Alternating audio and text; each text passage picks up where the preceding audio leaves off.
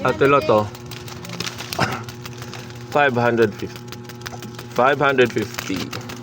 How's your day? Okay lang. I'm gonna give her 50 pesos change. Hold on. Dito ka lang para pag ano. Hello there, guys and gals. One sunny morning.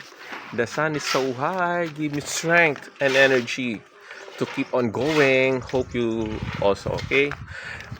Thank you, Lord, for this wonderful blessings. 550. Day 101 of not waiting for a week before I exchange my coins into Philippine peso paper bills.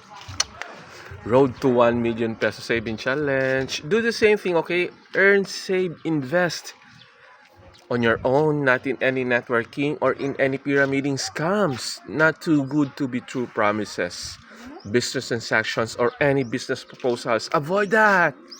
Otherwise, if you got failed, when you got failed, you will feel upset, depressed, sad, devastated, mad, angry, or whatever ill feelings that we'll have. Okay?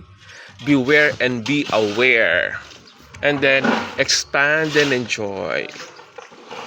Road to 1 million peso saving challenge. Bye for now. Earn, earn, earn. Save, save, save.